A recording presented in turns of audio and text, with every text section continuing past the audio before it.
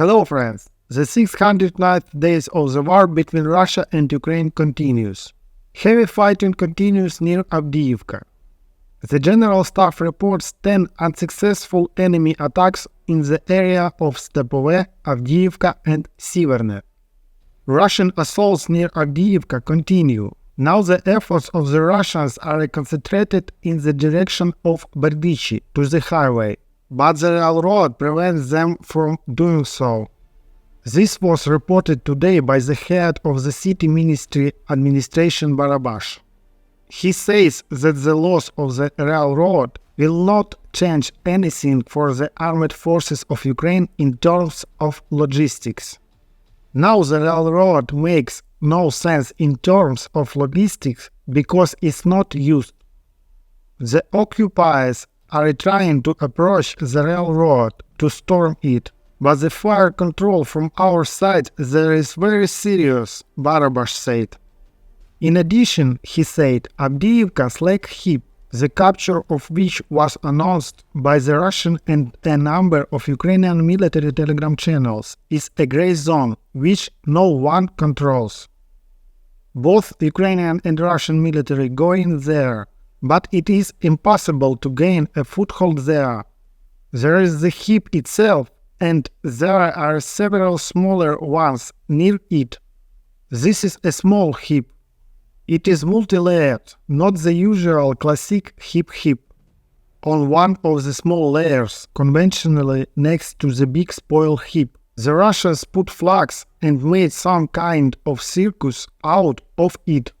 If the Avdiivka heap was under the control of the occupants, it would be impossible to drive into the city. Although the situation is really difficult, Barabash said. My friends, the robot will continue.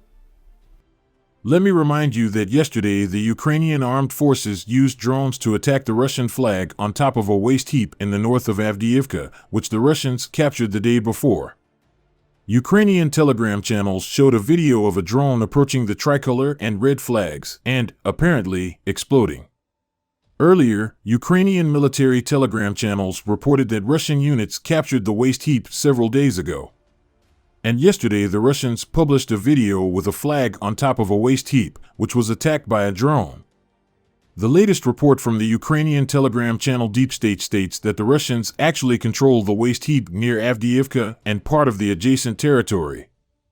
As of now, this gives them nothing, since everything that moves is subject to destruction.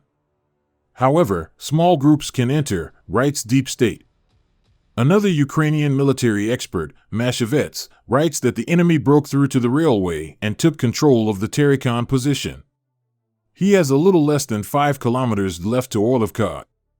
In fact, fighting is already going on at the Avdiivka coke plant, reports Mashevets.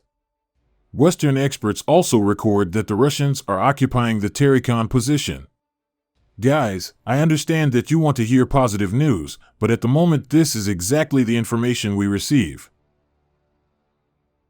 On the southern flank of Avdiivka, according to Ukrainian telegram channels, the Ukrainian armed forces carried out stabilization measures, as a result of which the enemy was driven to their original positions north of the ventilation shaft of the Butovka mine. In the Pervomaisky area, the Russians are advancing along a cascade of reservoirs. In general, the situation in the Avdiivka area remains difficult. After numerous Soviet-style attacks, the enemy's losses are enormous, so they allocate new forces from the Russian 2nd Combined Arms Army. The Russians continue to press on the ledges, trying to cordon off Avdiivka rather than take it head-on. In the Bakhmut sector, Ukrainian soldiers repelled about 10 enemy attacks in the areas of the settlements of Bohdanivka, Klishchiivka and Andriivka, the General Staff reports today. Deep State writes that the Russians carried out an attack towards Ivanivske and received partial success near the highway that connects Bakhmut with Chasiv Yar. I will note that Ivanivske hangs from the northwest over the Klishchiivka area, where Ukrainian troops are attacking. Movement in this direction may indicate an attempt by the Russians to get behind the attacking group of Ukrainian armed forces to the south. The enemy is also making progress in the forest belt northeast of Verbove, and fighting continues. In the Kharkiv direction near Kupiansk, the Russians are trying to capture the village of Kupiansk-Vuzlovyi, where an important railway junction is located. This was announced by the commander of the reconnaissance unit of the ground forces, Yaroslavsky. The enemy is trying to storm us around the clock. He is trying to recapture Kupiansk-Vuzlovyi.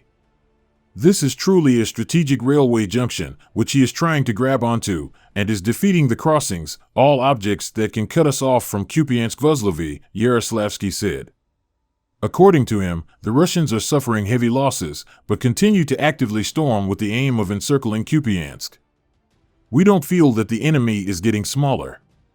We know that he will try to carry out repeated assault operations in the near future. The situation is very difficult, the military man said. Western experts also report significant advances by the Russians in the Kupiansk sector. In the Melitopol sector, according to the General Staff, the Ukrainian armed forces had partial success west of Verbove. The enemy, according to certain data, no longer controls the northwestern outskirts of Novoprokopivka. In turn, Russian units are trying to hold a couple of landings northwest of Verbove in order to prevent the advance of Ukrainian troops towards this village from the west. In the Novoprokopivka area, the enemy, obviously, was never able to completely retake the northern part of the village and is now forced to take positions in its central part. In addition, in the area where the advanced units of the Ukrainian armed forces have penetrated into the first position of the enemy's main line of defense between Novoprokopivka and Verbove, Ukrainian troops are obviously close to capturing one of the key heights with Mark 170. Although for 2 days, the enemy is there counterattacked quite actively. But the maximum he managed to achieve was to hold a couple of landings in front of the field road between Novoprokopivka and Verbove. On the western flank, the advanced units of the Ukrainian army came close from the north and northwest to Nestoryanka, where enemy units are trying to prevent their further advance bypassing the village from the west. It is quite difficult for the enemy to do this, because the armed forces of Ukraine operate not only in the direction of Nestoryanka, but also in the direction of Kopani, both from the north and in the area between Nestoryanka and Kopani. If the advanced units of the Ukrainian army operating in the direction of Kopani turn sharply to the west, then the enemy units, which are actually defending in Nestoryanka, risk being semi-encircled. At the same time, the Ukrainian telegram channel Deep State, with reference to soldiers of the 46th Brigade from the Melitopol sector, writes the following. The fighting continues, but neither a military nor a moral breakdown will occur here. Only the introduction of new and fresh reserves could radically change the situation.